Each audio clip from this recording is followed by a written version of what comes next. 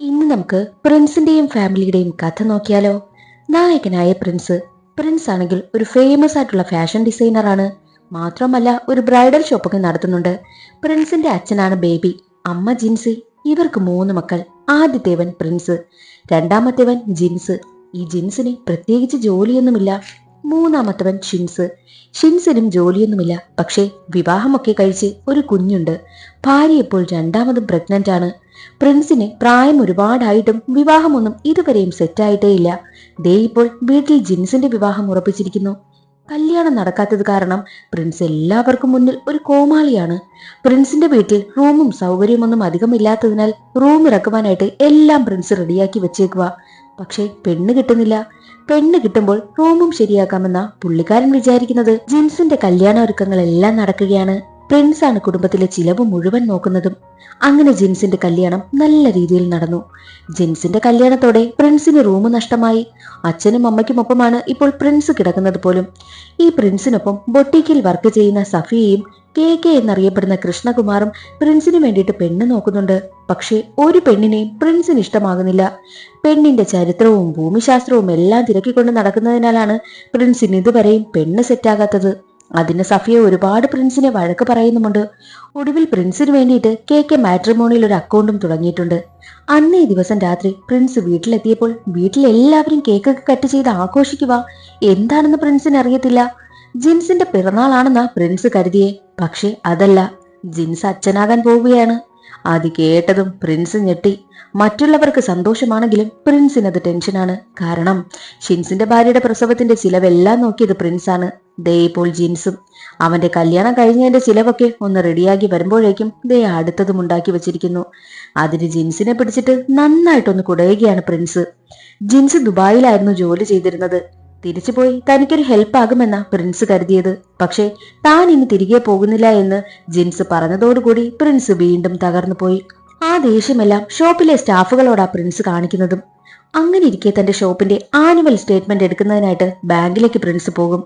അവിടെ പുതുതായി ജോയിൻ ചെയ്ത അന്ന എന്ന പെൺകുട്ടിയാണ് പ്രിൻസിന് സ്റ്റേറ്റ്മെന്റ് എടുത്ത് കൊടുക്കുന്നതും. അന്നയ്ക്ക് അറിയാത്ത കാര്യങ്ങളെല്ലാം പ്രിൻസ് ഹെൽപ്പ് ചെയ്ത് കൊടുക്കുകയും ചെയ്യുന്നു. അന്നയെ അവിടേക്ക് കൊണ്ടുവന്നത് അവളുടെ അമ്മയാണ്. അമ്മയും അന്നയും പ്രിൻസുമായിട്ട് നല്ല കമ്പനിയാകും. അന്നയ്ക്കാണെങ്കിൽ നല്ല ഫുഡ് കഴിക്കാനായിട്ട് ഏതെങ്കിലും സ്പോട്ട് പറഞ്ഞു തരുമോ എന്ന് ചോദിക്കുമ്പോൾ സഫിയയുടെ അടുത്തേക്കാണ് പ്രിൻസ് അവരെ കൊണ്ടുപോകുന്നതും. സഫിയയും ഭർത്താവും ചേർന്ന് വീട്ടിൽ തന്നെ ഹോട്ടൽ നടത്തുന്നുണ്ട്. അവർക്ക് കുട്ടികളൊന്നുമില്ല. എങ്കിലും അവർ സന്തോഷമായാണ് ജീവിക്കുന്നതും. പ്രിൻസും അന്നയും അമ്മയും കൂടി ആ ഒരു ഹോട്ടലിൽ എത്തുന്ന സമയത്ത് സഫിയയ്ക്ക് അന്നയെ ഒരുപാട് ഇഷ്ടമായി. അവർക്ക് താമസിക്കുവാനായിട്ട് സ്ഥലം റെഡിയാക്കാത്തതിനാൽ അവരെ ഹെൽപ്പ് ചെയ്യാൻ സഫിയാണെങ്കിൽ പ്രിൻസിനോട് പറയും. അതനുസരിച്ച് കന്യാസ്ത്രീ മഠത്തിൽ അന്നയ്ക്ക് താമസ സൗകര്യവും പ്രിൻസ് റെഡിയാക്കി കൊടുക്കും. ലോക്കൽ ഗാർഡിയന്റെ സ്ഥാനത്ത് ഒപ്പുവെച്ചതും പ്രിൻസ് ആയിരുന്നു. പ്രിൻസിന് അത് കാരണം ഒരുപാട് സന്തോഷമായി.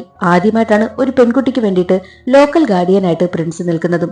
ഒപ്പിടുന്ന സമയത്ത് മാരേജ് രജിസ്ട്രേഷന് നിൽക്കുന്നതിന്റെ അത്രയും സന്തോഷമായിരുന്നു പ്രിൻസിന് അപ്പോഴും. അടുത്ത ദിവസം പ്രിൻസിനെ കാണുവാനായിട്ട് അന്ന ഷോപ്പിലേക്ക് എത്തും. കുറച്ച് സംസാരിക്കണമെന്ന് പറഞ്ഞ് മാറ്റി നിർത്തിയിട്ട് താമസ സൗകര്യം റെഡിയാക്കി തന്നതിന് നന്ദി പറയുന്നു. കൂടാതെ ഒരു ഹെൽപ്പ് കൂടി ചെയ്യുമോ, സാറിന്റെ പേഴ്സണൽ അക്കൗണ്ട് എനിക്കൊന്ന് തരുമോ എന്ന് ചോദിക്കും. അന്നയോട് ചെറിയൊരു ക്രഷ് ഉള്ളതിനാൽ പ്രിൻസ് ആണെങ്കിൽ കൊടുക്കുവാനായും തയ്യാറായി. മാത്രമല്ല അന്ന പ്രിൻസിന്റെ ഫോൺ നമ്പർ വാങ്ങിക്കൊണ്ടാണ് പോകുന്നതും. അവൾക്ക് പ്രിൻസിനെ ഇഷ്ടമാണെന്നൊക്കെ സഫിയയും KKയും ഒക്കെ പറയുന്നതിനാൽ പ്രിൻസിന്റെ മനസ്സിലും അന്നയോട് ഇഷ്ടമൊക്കെ തോന്നുന്നു. പിന്നീടുള്ള ദിവസങ്ങളിലെല്ലാം പ്രിൻസിന്റെ മനസ്സിൽ അന്നയാണ്. അന്നയും കൊണ്ട് പ്രിൻസ് പുറത്തേക്ക് പോവുകയും ചെയ്യുന്നു. അപ്പോഴെല്ലാം പറയാതെ ഒളിപ്പിച്ചു വെച്ചിരിക്കുന്ന സ്നേഹമായിരുന്നു പ്രിൻസിന്റെ മനസ്സിൽ. ഒരിക്കൽ രാത്രി രണ്ടും കൽപ്പിച്ച് ഈ പ്രിൻസ് അന്നയെ ഫോൺ വിളിച്ചിട്ട് എനിക്ക് ഒരുപാട് ഇഷ്ടമാണെന്ന് പറഞ്ഞ് ഉമ്മയും കൊടുക്കുന്നു. അതേസമയം ട്രെയിനും പോകുന്നുണ്ടായിരുന്നു. അന്നേ ദിവസം രാത്രി തന്നെ പ്രിൻസിന് സൈബർ സെല്ലിൽ നിന്നും കോൾ വരും. നീയല്ലേടാ പ്രിൻസ്, നീ സ്ത്രീകളെ വിളിച്ച് ഉമ്മയൊക്കെ കൊടുക്കുമല്ലേ, അടുത്ത ദിവസം സ്റ്റേഷനിലേക്ക് വരുവാനായും പറഞ്ഞ് കോള് കട്ട് ചെയ്യുന്നു. അതുപോലെ തന്നെ പ്രിൻസ് അടുത്ത ദിവസം സ്റ്റേഷനിലേക്കും എത്തി. നല്ല ടെൻഷൻ നിൽക്കുകയായിരുന്നു പ്രിൻസ്. KKയും കൂടെയുണ്ട്. SI കുറിച്ച് സ്ത്രീകളുടെ പേര് പറഞ്ഞിട്ട് നീ ഇവരെയൊക്കെ രാത്രി വിളിച്ച് മോശമായി സംസാരിക്കുമല്ലേടാ, ഉമ്മയൊക്കെ കൊടുക്കുമല്ലേടാ എന്നൊക്കെ ചോദിക്കും. അത് കേട്ട് പ്രിൻസ് ആണെങ്കിൽ ഞെട്ടിപ്പോകുന്നു. താൻ അത്രക്കാരനല്ലാന്ന് പറഞ്ഞിട്ടും SI വിശ്വസിക്കുന്നില്ല. മാട്രിമോണി വഴിയാണ് നീ സ്ത്രീകളുടെ നമ്പർ എടുക്കുന്നതല്ലേ എന്നൊക്കെ പറയുമ്പോൾ ഞാൻ അക്കൗണ്ട് എടുത്തത് ശരിയാ, പക്ഷെ ഉപയോഗിക്കുന്നത് ഞാനല്ല എന്ന് പറയുമ്പോഴാണ് പ്രിൻസിന് KKയെ പറ്റി ഓർമ്മ വരുന്നത്. KKയാണ് അക്കൗണ്ട് എടുത്തതും പ്രിൻസിന്റെ അക്കൗണ്ട് ഉപയോഗിക്കുന്നതും KK തന്നെയാണ്.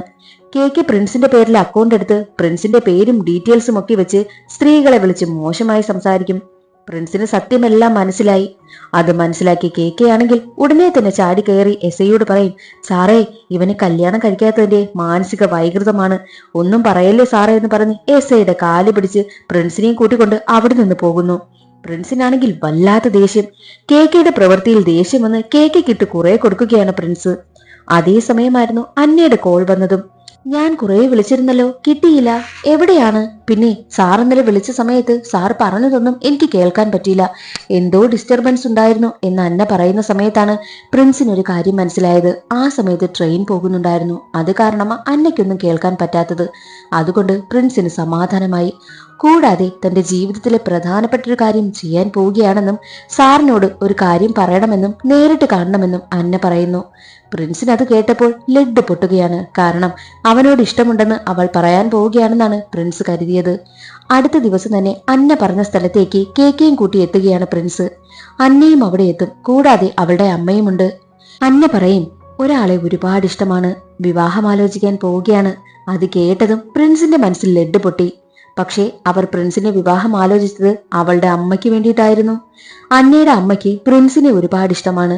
അതറിഞ്ഞ് പ്രിൻസ് ആണെങ്കിൽ ജീവനും കൊണ്ടോടും. പ്രിൻസിനാണെങ്കിൽ അത് താങ്ങാനായില്ല.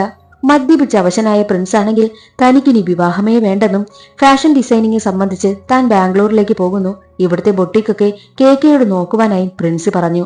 അതെല്ലാം കഴിഞ്ഞ് കുറച്ചു ദിവസങ്ങൾക്ക് ശേഷമാണ് കാണിക്കുന്നത്. ഷിൻസിന്റെ ഭാര്യ രണ്ടാമതും പ്രസവിച്ചു, പെൺകുഞ്ഞാണ്. പ്രിൻസ് ഉൾപ്പെടെ എല്ലാവരും ഹോസ്പിറ്റലിലുമുണ്ട്. അപ്പോഴാണ് ജിൻസിന്റെ ഭാര്യയുടെ സ്കാനിംഗ് റിപ്പോർട്ട് വന്നതും. ജിൻസിന് ഇരട്ട കുട്ടികളാണ്. അത് കേട്ടതും പ്രിൻസ് ഞെട്ടി. കാരണം ഇനി ആ കുഞ്ഞുങ്ങളുടെ ചിലവ് കൂടി പ്രിൻസിന്റെ മുകളിലല്ലേ. അത് കേട്ടാണ് അവൻ അത്രയും ടെൻഷനും.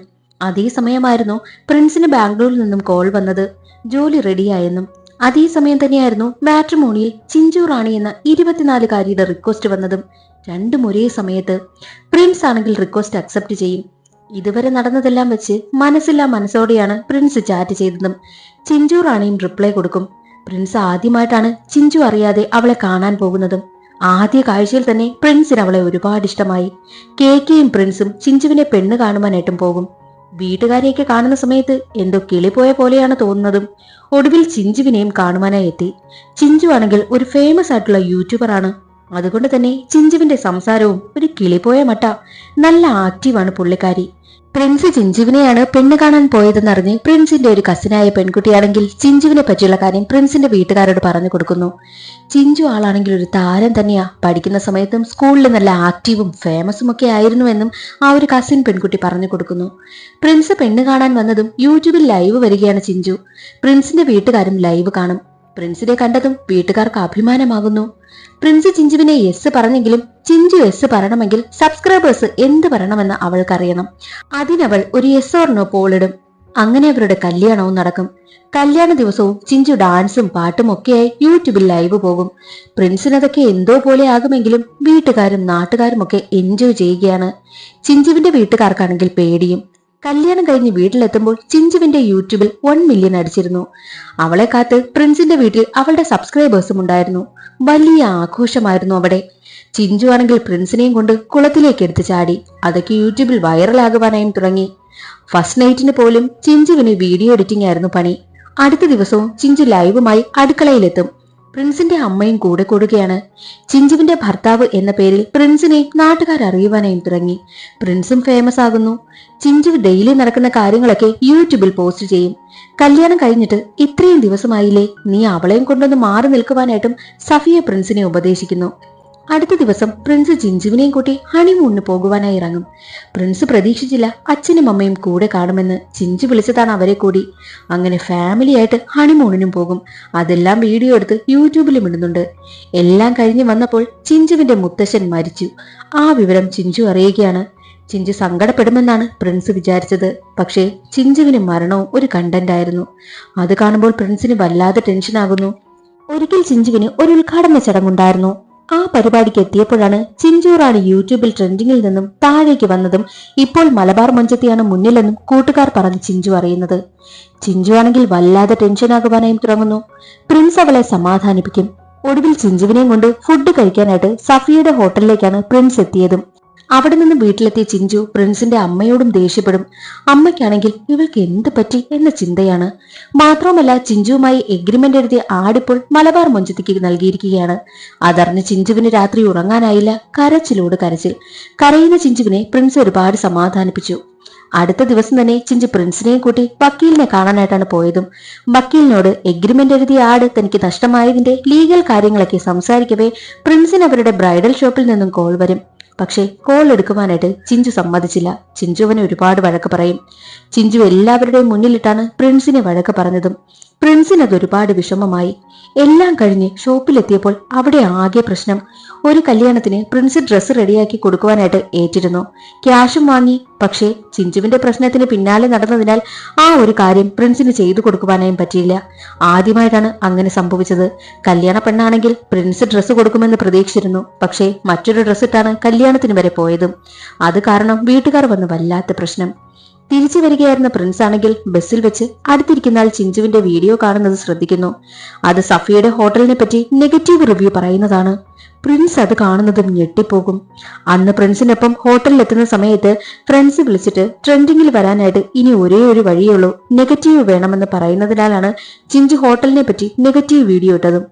അത് കണ്ട് പ്രിൻസ് ഞെട്ടിയിരിക്കുമ്പോഴാണ് സഫിയെ വിളിക്കുന്നതും. അന്ന് മോള് വന്നപ്പോൾ എനിക്ക് ശ്രദ്ധിക്കാനായില്ല. ഞങ്ങൾക്ക് കുട്ടികളില്ലാത്തത് കൊണ്ട് ഇവിടെ വരുന്ന എല്ലാ കുട്ടികളെയും സ്വന്തം കുട്ടികളായിട്ടാ ഞങ്ങൾ കാണുന്നതെന്ന് സങ്കടം പറയും. അതൊക്കെ കേട്ട് ആ ഒരു ദേഷ്യത്തിൽ പ്രിൻസ് വീട്ടിലെത്തിയപ്പോഴാണ് ചിഞ്ചു താൻ പ്രഗ്നന്റ് ആണെന്ന് പ്രിൻസിനോട് പറയുന്നതും. പ്രിൻസിനാണെങ്കിൽ ഒരുപാട് സന്തോഷം സഹിക്കാനാകാതെ വീട്ടുകാരോടെല്ലാവരോടും അവനത് ചെന്ന് പറയുന്നു. എന്നാൽ ആ സന്തോഷം അധികം പോയില്ല. അതൊരു പ്രാങ്കായിരുന്നു. തന്റെ യൂട്യൂബ് ചാനലിലേക്ക് വേണ്ടിയിട്ടുള്ള ഒരു വീഡിയോ മാത്രമായിരുന്നു അത്. അവൾ എല്ലാവരെയും കോമാളിയാക്കിയ സന്തോഷത്തിൽ വീഡിയോ എടുക്കുമ്പോൾ സഹിക്കാനാകാത്ത പ്രിൻസിന്റെ അമ്മ ചിഞ്ചുവിനോട് ദേഷ്യപ്പെടും. ഒരു കുഞ്ഞ് ഒരു കുടുംബത്തിന്റെ മുഴുവൻ പ്രാർത്ഥനയാ, അതാ നീ നശിപ്പിച്ചിരിക്കുന്നത് എന്ന് പറഞ്ഞ് പ്രിൻസിന്റെ അമ്മ കയറി പോകുന്നു. മാത്രവുമല്ല പ്രിൻസിന്റെ അച്ഛൻ പറയുന്നുണ്ട്, മോളെ, നമ്മളെ മാത്രമേ നിനക്ക് പറ്റിക്കാനായിട്ട് പറ്റൂ, പക്ഷെ ദൈവത്തിനെ ഒരിക്കലും നീ മറക്കരുത് എന്നുള്ള കാര്യവും പ്രിൻസിന്റെ അച്ഛൻ പറയുന്നു. അതെല്ലാം കേട്ട് ദേഷ്യപ്പെട്ട് ചിഞ്ചുവും റൂമിലേക്ക് പോകും. എന്നാൽ റൂമിലെത്തിയ പ്രിൻസിനോട് അമ്മ അവളെ എടിയെന്നൊക്കെ വിളിച്ചതിന് ചിഞ്ചു ദേഷ്യപ്പെടും. നിങ്ങളെ വെറും ചിഞ്ചുവിന്റെ ഹസ്ബൻഡാണ്, അങ്ങനെയാ നിങ്ങളെ എല്ലാവരും അറിയുന്നത് എന്നൊക്കെ പറഞ്ഞ് ഒരുപാട് അപമാനിക്കുന്നതിനാൽ ദേഷ്യമെന്ന് പ്രിൻസ് വീട്ടിൽ നിന്ന് ഇറങ്ങിപ്പോകുന്നു. അടുത്ത ദിവസം ഉറക്കമുണർന്ന ചിഞ്ചു കാണുന്നത് ചിഞ്ചുവിനെതിരായി വീഡിയോ ചെയ്തിരിക്കുന്നതാണ്. അതും പ്രിൻസ് പുതിയ ചാനൽ തുടങ്ങിയിട്ടാണ് വീഡിയോ ഇട്ടിരിക്കുന്നതും. സഫിയുടെ ഹോട്ടലിനെ സപ്പോർട്ട് ചെയ്തായിരുന്നു വീഡിയോ. അത് കാണുന്ന ചിഞ്ചുവിന് വല്ലാതെ ദേഷ്യം വരുന്നു. മാത്രമല്ല പ്രിൻസിനെ സപ്പോർട്ട് ചെയ്തും സഫിയെ സപ്പോർട്ട് ചെയ്തും ഒരുപാട് പേരെത്തുന്നുണ്ട്. പ്രിൻസിനടുത്തെത്തിയിട്ട് എത്രയും വേഗം വീഡിയോ ഡിലീറ്റ് ചെയ്യുവാനായിട്ടും ചിഞ്ചു ആവശ്യപ്പെടുന്നു. അവളുടെ പേരിലാണ് പ്രിൻസ് അറിയപ്പെടുന്നതെന്നൊക്കെ പറയുമ്പോൾ ദേഷ്യമെന്ന പ്രിൻസ് ആണെങ്കിൽ പ്ലേ ബട്ടൺ കൊണ്ടുവന്ന് നശിപ്പിച്ച് കളയും. ദേ ഇത്രയേ ഉള്ളൂ നീ എന്ന് പറഞ്ഞിട്ട് പ്രിൻസ് കയറിപ്പോകുന്നു. പ്രിൻസുമായി പ്രശ്നമുണ്ടാക്കി ചിഞ്ചു നേരെ തന്റെ വീട്ടിലേക്ക് വരും. അവളുടെ 2 കൂട്ടുകാരും അവിടെ ഉണ്ടായിരുന്നു. പ്രിൻസിന്റെ വീഡിയോ വൈറലായതോടുകൂടി ചിഞ്ചുവിന് നെഗറ്റീവായി. എന്തെങ്കിലും ചെയ്യണം, നിങ്ങൾ എന്നോടൊപ്പം നിൽക്കുമോ? അക്കാര്യം ചെയ്തു കഴിഞ്ഞാൽ പിന്നെ ഞാൻ വിളിച്ചിട്ട് മാത്രമേ നിങ്ങൾ വന്നാൽ മതി എന്ന് ചിഞ്ചു കൂട്ടുകാരോട് പറഞ്ഞു. അടുത്ത ദിവസം ശില്പ എന്ന +2 വിദ്യാർത്ഥിനിയെ സഫിയുടെ ഹോട്ടലിൽ നിന്നും ഭക്ഷ്യവിഷബാധയേറ്റ് ഹോസ്പിറ്റലിലേക്ക് എത്തിച്ചു. അതോടെ ചിഞ്ചു ശരിയാണെന്ന് നാട്ടുകാർ പറയുവാനായും തുടങ്ങി. ചിഞ്ചു TV പ്രോഗ്രാമിലൊക്കെ പങ്കെടുക്കുവാനായും എത്തി. അതും സഫിയുടെ ഹോട്ടലിനെതിരായി. എല്ലാം കഴിഞ്ഞ് തിരികെ പോകുവാനായി ഇറങ്ങുമ്പോഴാണ് ശില്പ മരിച്ചു എന്ന വിവരം ചിഞ്ചു അറിയുന്നതും. ചിഞ്ചുവിനത് സഹിക്കാനായില്ല. അവൾ ഒട്ടും അത് പ്രതീക്ഷിച്ചതുമല്ല. ചിഞ്ചു കൂട്ടുകാരെ വിളിക്കുന്ന സമയത്ത് കൂട്ടുകാരുടെ ഫോണും സ്വിച്ച് ഓഫ് ആയിരുന്നു. കൂടാതെ ശില്പ മരിച്ചതോടെ സഫിയുടെ കട നാട്ടുകാർ തല്ലി തകർത്തു. വിവരമറിഞ്ഞ് പ്രിൻസ് സഫിയുടെ വീട്ടിലെത്തുമ്പോഴാണ് സഫിയ ആത്മഹത്യക്ക് ശ്രമിച്ചതും. പ്രിൻസും സഫിയുടെ ഭർത്താവായിട്ടുള്ള അനിലും ചേർന്ന് കൃത്യസമയത്ത് സഫിയെ ഹോസ്പിറ്റലിൽ എത്തിച്ചതിനാൽ ഒരുവിധം രക്ഷപ്പെട്ടു. അതറിഞ്ഞതോടുകൂടി ചിഞ്ചുവിന് കുറ്റബോധം താങ്ങാനായില്ല. ചിഞ്ചു നേരെ ഹോസ്പിറ്റലിലേക്ക് എത്തി. പ്രിൻസിനോട് നടന്ന കാര്യങ്ങളെല്ലാം തുറന്നു പറയും. പ്രിൻസ് വിവരമെല്ലാം അറിഞ്ഞിട്ട് ചിഞ്ചുവിനെ പ്രൊട്ടക്ട് ചെയ്യാനാണ് ശ്രമിച്ചത്. അതും കൂടിയായപ്പോൾ താൻ എന്ത് വലിയ തെറ്റാണ് എല്ലാവരോടും ചെയ്തതെന്ന് അവൾക്ക് മനസ്സിലായി. പ്രിൻസ് താൻ വിചാരിച്ചതുപോലെയല്ല, ആള് വെറും പാവമാണെന്നും ചിഞ്ചുവിന് മനസ്സിലായി. എന്നാൽ ശില്പയുടെ പോസ്റ്റ്മോർട്ടം റിപ്പോർട്ടിൽ പോയിസൺ ചെന്നാണ് മരണപ്പെട്ടതെന്നും ആരോഗ്യവകുപ്പ് മന്ത്രി മാധ്യമങ്ങൾക്ക് മുന്നിൽ അവതരിപ്പിച്ചു. ശില്പയ്ക്കൊരു ബോയ്ഫ്രണ്ട് ഉണ്ടെന്നും ടോക്സിക്കായ ബോയ്ഫ്രണ്ടാണ് ശില്പയെ സൂയിസൈഡ് ചെയ്യാൻ പ്രേരിപ്പിച്ചതെന്നും ആരോഗ്യവകുപ്പ് മന്ത്രി പറഞ്ഞു. കൂടാതെ സഫിയ നിരപരാധിയാണെന്നും മാത്രവുമല്ല സഫിയുടെ ഹോട്ടലിനെതിരെ നെഗറ്റീവ് റിവ്യൂ പറഞ്ഞ ബ്ലോഗറായ ചിഞ്ചുവിനെ അറസ്റ്റ് ചെയ്യുവാനായിട്ടും ആരോഗ്യ വകുപ്പ് മന്ത്രി ഉത്തരവിട്ടു. ഒരു ന്യൂസ് റിപ്പോർട്ട് ചെയ്യുന്നതിന് മുൻപ് അതിനെക്കുറിച്ച് കൃത്യമായി അന്വേഷിക്കണമെന്നും മന്ത്രി പറയും. സഫിയക്കെതിരായി നെഗറ്റീവ് പറഞ്ഞതിനാൽ ചിഞ്ചുവിനെ പോലീസ് അറസ്റ്റും ചെയ്തു. പക്ഷേ ചിഞ്ചുവിന് വേണ്ടി സ്റ്റേഷനിലേക്ക് എത്തിയത് പ്രിൻസിന്റെ അച്ഛനുമായിരുന്നു. ചിഞ്ചുവിന് സങ്കടം സഹിക്കാനായില്ല. ബോധം വന്ന സഫിയ തനിക്ക് പരാതിയൊന്നുമില്ലെന്ന് പറഞ്ഞതിനാൽ ചിഞ്ചുവിനെ പോലീസ് വെറുതെ വിട്ടു. സ്റ്റേഷനിൽ അവളെ കാത്ത് പ്രിൻസ് ഉണ്ടായിരുന്നു. പ്രിൻസിനടുത്തേക്ക് ഓടി ചെല്ലുന്ന ചിഞ്ചുവിനോട്, നമ്മൾ ഇനി ഒരിക്കലും സെറ്റാകത്തില്ല, നിനക്ക് ഞാൻ ചേരില്ല, അതുകൊണ്ട് ഇനി നമ്മൾ മുന്നോട്ട് പോകണ്ട. നീ പറയാറുള്ള നിന്റെ 3 മില്യൺ സബ്സ്ക്രൈബേഴ്സ് എവിടെ? ഒരു കൂട്ടുകാരെങ്കിലും നിനക്കുണ്ടോ? നിനക്കൊരു കാര്യം വന്നപ്പോൾ ഏതെങ്കിലും ഒരാള് നിനക്ക് വേണ്ടിയിട്ടുണ്ടോ എന്നൊക്കെ പ്രിൻസ് ചോദിക്കും. മാത്രമല്ല ചിഞ്ചുവിന് ഡിവോഴ്സ് നൽകാമെന്നും പ്രിൻസ് പറയുന്നു. ഞാൻ നിന്റെ പിറന്നാളിന് അയച്ച വീഡിയോ നീ കണ്ടില്ലല്ലേ എന്ന് ചോദിച്ചിട്ടാണ് പ്രിൻസ് അവിടെ നിന്നും ഗുഡ് ബൈ പറഞ്ഞു പോകുന്നതും. ചിഞ്ചുവിനാണെങ്കിൽ അത് സഹിക്കാനായില്ല. ചിഞ്ചു കാറിലിരുന്ന് വീഡിയോ കാണും. അവളുമായുള്ള പ്രിൻസിന്റെ ഏറ്റവും നല്ല നിമിഷങ്ങളായിരുന്നു ആ വീഡിയോയിൽ അവൻ എടുത്തു വെച്ചിരുന്നതും. അതെല്ലാം കാണുമ്പോൾ ചിഞ്ചുവിനെ പ്രിൻസ് എത്രമാത്രം സ്നേഹിച്ചിരുന്നു എന്ന് അവൾക്ക് മനസ്സിലായതും. ചിഞ്ചു വീഡിയോ കണ്ട് പൊട്ടിക്കരയുന്നു. പിന്നെ കുറച്ച് ദിവസങ്ങൾക്ക് ശേഷമാണ് കാണിക്കുന്നത്. പ്രിൻസ് ആണെങ്കിൽ ബാംഗ്ലൂരിലേക്ക് പോകുവാനായി റെഡിയായി നിൽക്കുകയാണ്. കേക്കെയാണ് യാത്രയാക്കുവാനായിട്ടും കൊണ്ടുവന്നത്. അങ്ങനെ കേക്കയോടും യാത്ര പറഞ്ഞ് പ്രിൻസ് ബസ്സിലേക്ക് കയറും. എന്നാൽ പ്രിൻസിന്റെ സീറ്റിനടുത്ത് ഒരു പെൺകുട്ടി ഇരിക്കുന്നുണ്ട്. അത് മറ്റാരുമല്ല, ചിഞ്ചുവാണ്. ചിഞ്ചു ചെയ്തതിനെല്ലാം പ്രിൻസിനോട് മാപ്പും പറഞ്ഞു. ചിഞ്ചുവിന് പ്രിൻസ് രണ്ടാമതൊരു ചാൻസും കൊടുക്കുകയാണ്. രണ്ടാളും ഒന്നിക്കുന്നത് കാണിച്ചുകൊണ്ട് സിനിമയുടെ കഥ അവിടെ അവസാനിക്കുന്നു. ഇന്നത്തെ ഈ ഒരു വീഡിയോ എല്ലാവർക്കും ഇഷ്ടമായെന്ന് കരുതുന്നു. ഇഷ്ടമായാൽ ഒന്ന് ലൈക്ക് ചെയ്ത് സപ്പോർട്ട് ചെയ്യാനും ചാനൽ ഇഷ്ടമായാൽ സബ്സ്ക്രൈബ് ചെയ്യാനും മറക്കരുതേ. അടുത്തൊരു സിനിമയുടെ കഥയിൽ കാണാം. അതുവരെ എല്ലാവർക്കും ബൈ.